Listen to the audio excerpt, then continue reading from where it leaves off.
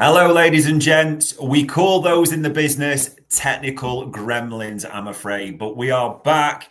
And maybe for our pain, we do have to talk a little bit more about Manchester United, Liverpool yesterday. And David, we were up to the bit where we were talking about Trent Alexander-Arnold. And I know you'd written about Trent this morning. I mean, we talked about how bad it was on the pitch for him yesterday.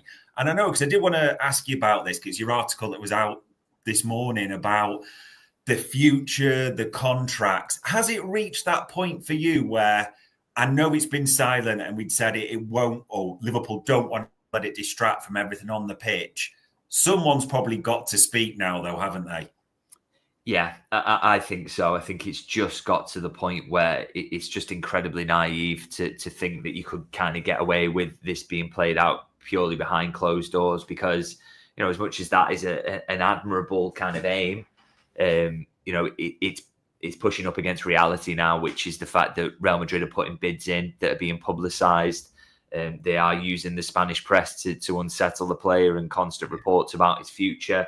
The manager's getting grilled by people like me about it in press conferences. So, in a way that, he maybe wouldn't be if nothing had been coming out again about Real Madrid. I know he gets one question about Salah and Van Dijk every other week, but, because there's not this constant speculation, it's not becoming as big an issue, really.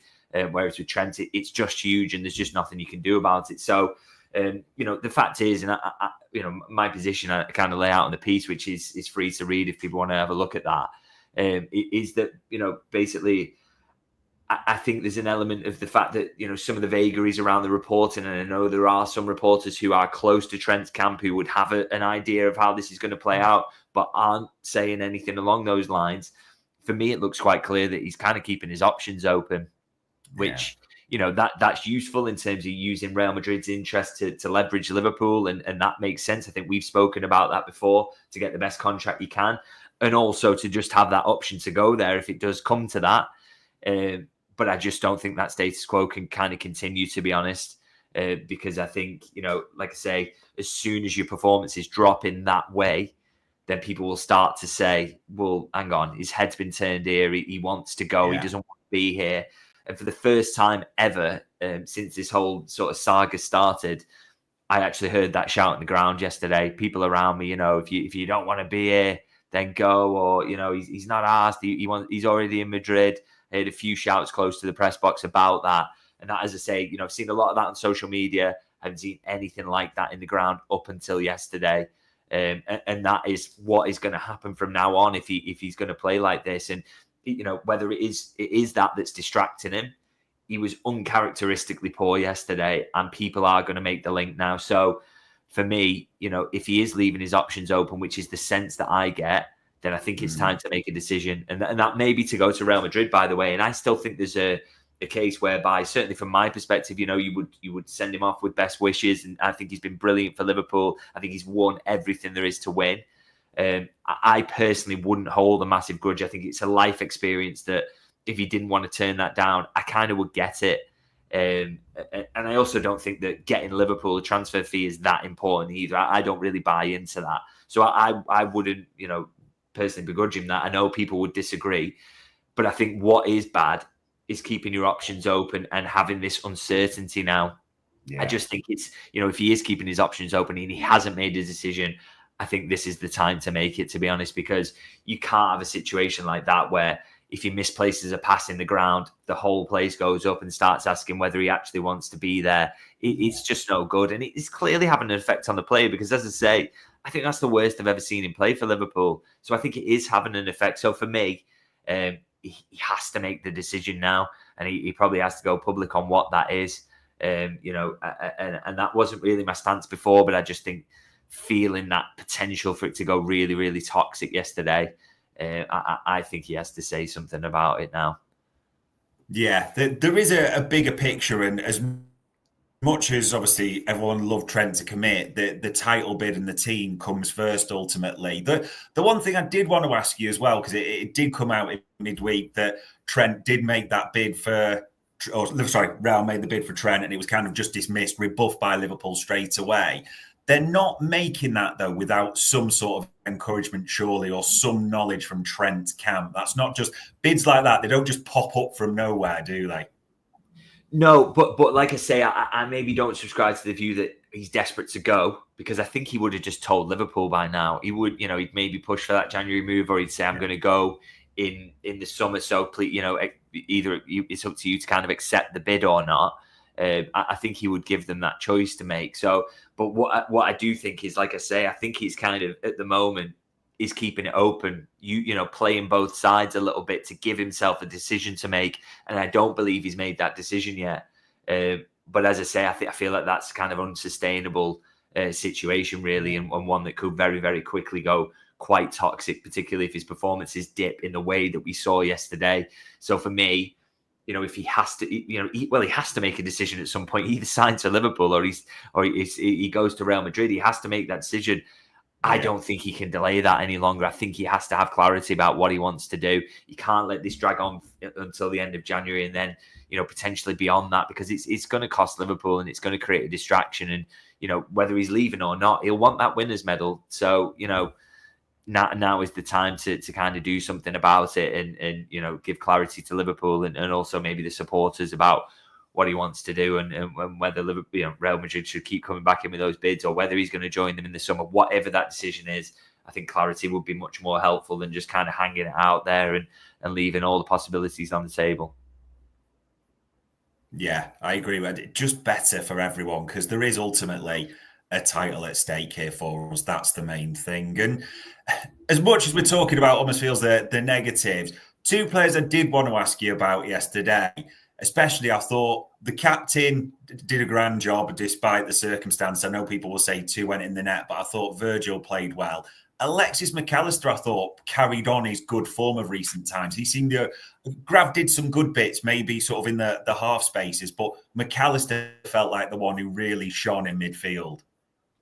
Yeah, I thought he was absolutely fantastic. Maybe Liverpool's man of the match, McAllister, to be honest. I thought, when Liverpool were kind of struggling in that first half and not enough kind of zip in the challenges, they were late in the press, as I say. I thought that went for several players. I don't think that was true of McAllister. I thought he was involved in duels all across the pitch, battling, so many times. You saw him come out of a 50-50 with the ball, which, again, like I say, not many Liverpool players were doing. So, huge credit to him for that. But he was also, I thought, showed some real quality on the ball as well. And there's been a little bit of a debate, hasn't there, on social media about just how good he is or whatever. Some kind of doing him down as a bit of an all-rounder and a bit of a, just a kind of okay player, a 6 out of 10 kind of player every week and reliable. I think he's so much more than that. And I thought he showed it yesterday in really difficult circumstances, because I thought Curtis Jones had a poor game for his standards, definitely. I thought Szoboszlai was a miss there. And I thought Gravenberch was pretty decent, actually, but I thought nobody kind of touched McAllister's level in Liverpool's midfield. He's brilliant on both sides of the ball, and I think that little rest he had has done him the world of good, because I think he's been really good since that. So hopefully he can now kind of continue this to the end of the season, because he's an absolutely crucial player and one who he really seemed to get that game and the importance of it yesterday. So, wears his heart in his sleeve, but he's intelligent alongside that. So really enjoying watching him play. Yeah, he has been brilliant. And when you say like the midfielders there yesterday, if anyone was in any doubt, did yesterday show just how important Dominic Szoboszlai into the system? Because it looked like we really missed him at times yesterday. Yeah, he's had a funny run recently, hasn't he? Because obviously he's rested for that Leicester game, comes on, gets himself a ban, misses the West Ham game where he definitely would have started, and then of course gets ill, so then misses this one. So it's unfortunate, really. And obviously they haven't missed him in those games. The winner against Leicester was fairly convincing in the end, and West Ham they were so dominant in that.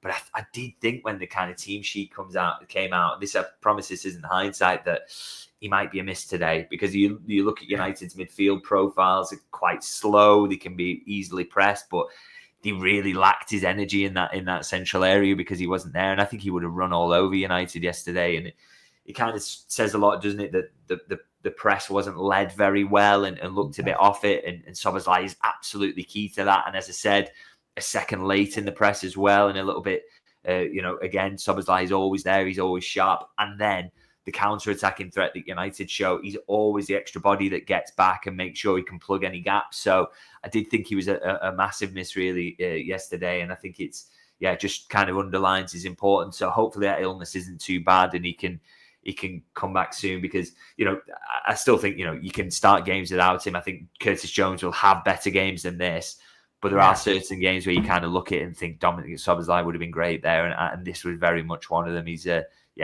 key player, and he's been playing very well recently.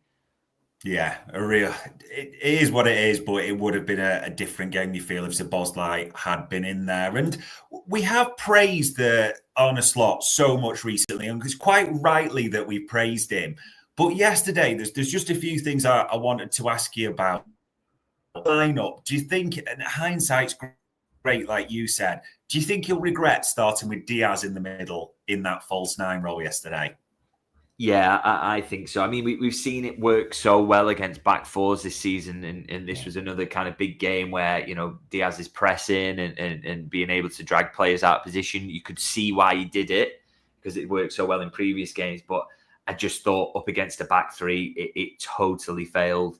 It just gave license to Maguire to follow him into midfield and crunch him continually, basically, because he knew he had the cover behind him of two other central defenders. So he didn't have these big gaps for Salah and Gakpo to run into.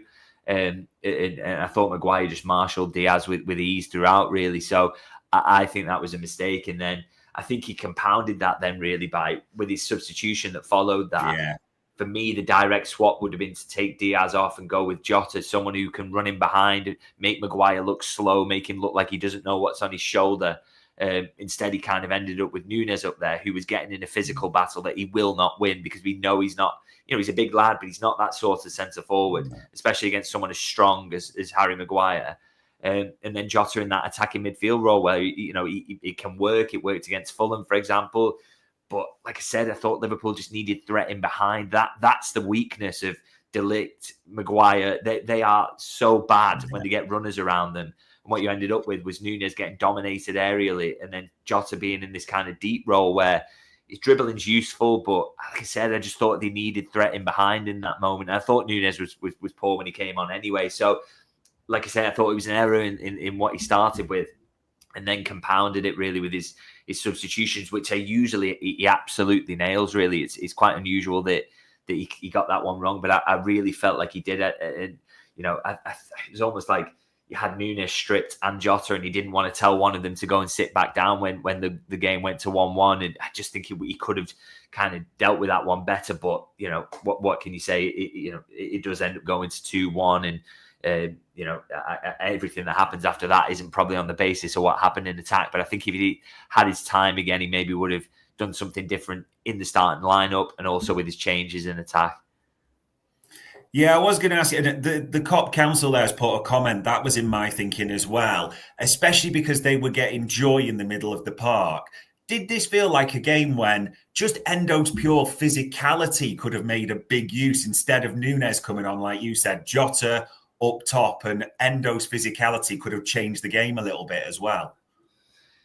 Yeah, I do wonder about his kind of refusal to use Wataru Endo, particularly in games like this, as you say, where you're kind of trying to see it out a little bit. And, it's a game where United were still having that counter-attacking threat, and he's so good at snuffing that out, being an extra man in position to kind of just, because Liverpool's kind of two holding midfielders are getting dragged out at times. Why not just throw an extra one in to just give you the numbers there to stop United having that huge overload that they did down their left and down Liverpool's right? Why not look to bring Endo on it? Yeah, I agree with that, and I find his refusal to use him kind of bizarre at times. Really, it did seem like a game for it. So again, I don't want to go over the top on kind of criticizing Slot for his changes, because let's be honest, we've been pretty flawless in that regard so far this season. But maybe an underuse of Endo there, and this would have been the game for him. I probably agree with that, to be honest, because he did try to atone for the kind of midfield imbalance as well late on, didn't he, by bringing Harvey Elliott on to drop in and moving Jota back into the front line. But I think that was in the 86th minute, so it was far too late, really. He could have done something in midfield a little bit earlier, I think, because Liverpool at 1-1 didn't need to go as gung-ho as they did. But once they had, and you go to 2-1, just drag it back a little bit. That's fine. Let's see the game out. But he didn't do that, and yeah, a kind of rare error from Slot, I would say. Yeah, not a good day for most of the players. Probably not the manager's best day at the same time. And I did want to ask you as well, because as we always talk about off the field bits. I know, obviously, you got the article out on Trent. Is there a slight concern in the wider sense that with these three players, because even this morning the quotes are coming out from Virgil that it's no further along. We saw Mo Salah's interview, didn't we, just before with the contracts. Is there a slight concern now, maybe not just Trent, but these contracts and the constant talk could just start to derail things or distract from the ultimate aims this season? To be honest, I'm not too worried about Van Dijk and Salah, because I just think there will be a resolution there. I think both of them remain kind of positive about the fact that there will. I just think it's kind of as you were on both, really. And I know Salah said some things this week, didn't he, that kind of didn't go down too well. But again, for me, he's not said anything different to what he said before. And clearly there have been steps forward since then. The talks are much more advanced than they were previously. So stuff is moving along. He's just kind of trying to keep that pressure up on Liverpool and work it like that. So I'm not too worried about those two being a distraction, not least because the performance levels have been absolutely fantastic as well and have remained so throughout the season. So, yeah, not too concerned about those. The reason I think Trent is different is because there's this spectre of Real Madrid in the background. The bids are coming in. It's the January window and they want him now. And he was so shocking yesterday. So, that's the only one that kind of concerns me. The other two, I'm pretty relaxed about, to be honest. Yeah, fingers crossed. I think we'd like a resolution on all three. And transfers, this was an interesting one. This almost felt like it came out the blue. There was two Ben Doak offers, weren't there? There was one from Crystal Palace and one from Ipswich, one for 15 million, one for 16 million. I mean, I know we've talked about Ben Doak, and I know you've got sort of maybe questions about whether his long-term future is at Anfield. Are you starting to think that they're not bidding Crystal Palace and Ipswich without some encouragement from somewhere? Yeah, I mean, absolutely. Yeah, I'd agree with that. I think I've said before, maybe on this podcast, that I would have predicted that Ben Doak would leave next summer anyway. Maybe it could happen now. Liverpool definitely want a bit more than that. I think closer to kind of 25 million mark if they are to sell him in January. But I think it's a possibility. We'll have to see whether that happens. I think it's hard to predict whether any club will reach that level at this point and decide that it's worthwhile. We'll kind of have to see how that plays out. But I think that what you can guarantee is over the next couple of windows is that Ben Doak will move on. And I think that's a sensible decision. I think he's obviously clearly a talent. He's really starting to show that in the Championship now. He seems to be kicking on. But the question is, if he comes back to Liverpool next summer, where are his minutes coming from? Where is he getting his development? Because on the right-hand side, you hope Mo Salah will still be there with an extended contract. Chiesa, we hope to see the best of him next season. On the left-hand side, Gakpo and Diaz are there. If you lose one, you will replace them with a first-team ready player. Say Diaz were to go or whatever.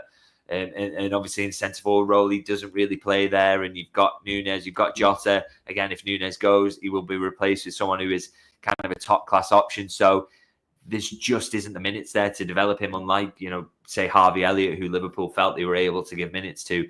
Doak is not at that level where he will guarantee himself playing time. So I think it's just one of those where, like I say, I expect that he will, if he doesn't go in January, which still remains a possibility, long way to go in the window, then I think he will go in the summer. I think that kind of is already sort of, agreed, really, that's how it's going to play out. Yeah, it will be interesting to see how that develops. And as much as we're talking sort of off the field as well, there's the Carabao Cup coming up next. Do you feel that based on yesterday's lineup, it'll be quite easy to predict who is going to start for Liverpool in midweek in this? Do you know what? I think people might be surprised here. I think he might go full strength or close to it, to be honest. And the reason for that is that the Accrington game is hot on the heels of it. I think it's clear that what he's going to do there is go as strong as he can in the Spurs game, try and get a decent result in that one. And then everybody gets a rest there, because it's all about that balance, isn't it? Of kind of rhythm versus kind of giving people a rest. And if you name kind of a fully rotated team in the League Cup game, then what do you name against Accrington? The same again. And you really don't need your start of the Accrington game. You should be winning that one comfortably anyway. So I think, for me, I think when we've previously spoke about the League Cup, I've said, this has to remain the competition where he changes things massively. And I kind of stand by that. But then I didn't realise how the scheduling would fall. And as I say, I think it should be, as strong as possible for Spurs. Give everybody a rest then, and then everybody's ready for the Nottingham Forest game that comes in midweek. That would make sense for me. Yeah, interesting. Joseph agrees with you there. The first team should start versus Spurs. And it's actually believable. You almost feel as though possibly, whether it's right or wrong, there may be an element of wanting to atone, shall we say, for what happened yesterday. And the final bit that we always talk about when we talk about wider football, as disappointed as yesterday was, we are still 6 points clear. We still have that game in hand as well. I mean, all the others pretty much drew, Arsenal and Chelsea. They just didn't look convincing, especially Arsenal, did they? No, this is it.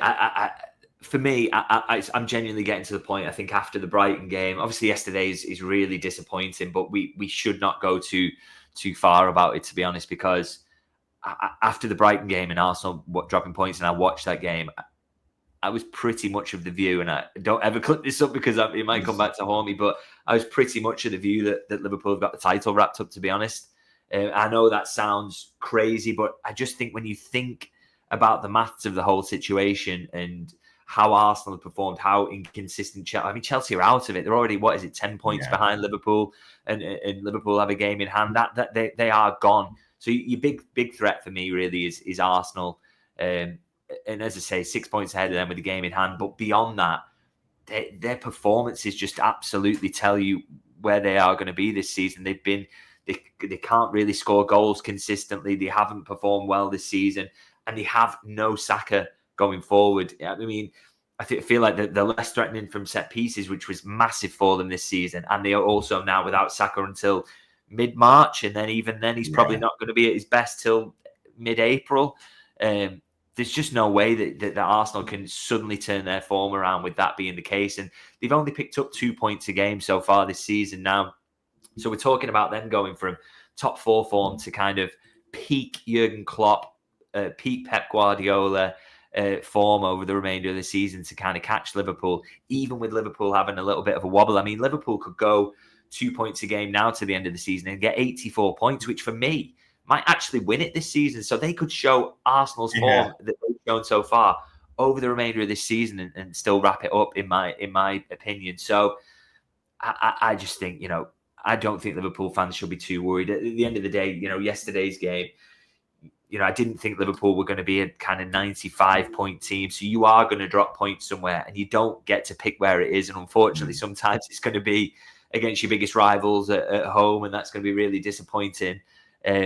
But I still just think Liverpool are massive favourites in an amazing position. They're the team with the best expected goals for in the division. They're the teams with the best expected goals against. So the best defence and the best attack.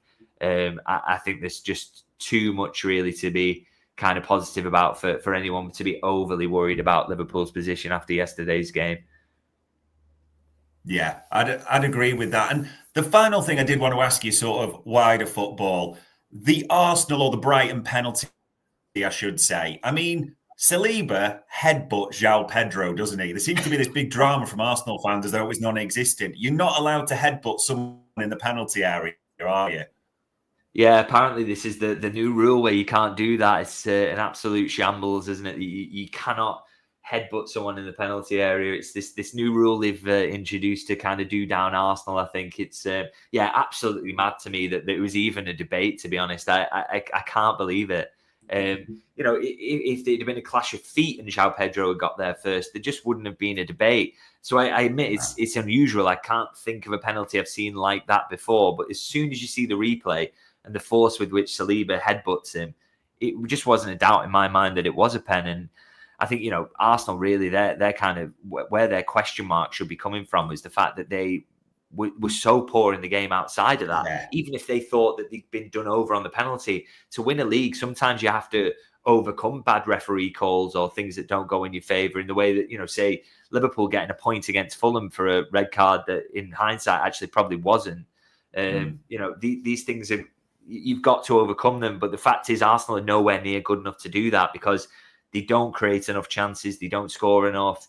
You know, I think they've got the 7th best attack in the league by expected goals, which, you know, and they don't even now have the best defence. That's Liverpool. So, you know, that's their big problem. Not refereeing calls, and especially not refereeing calls that I think and many people absolutely correctly think that was the right call. So yeah, they've got big problems at the moment, and I think they should focus on that rather than talking about the fact that they're going to go on this big winning run without their clear best player and having not looked anything like a team that can win the title so far. I mean, they've not even won 4 games on the bounce so far in this Premier League season. So that would be a starting point for them, really, if they want to have any chance of catching up with Liverpool.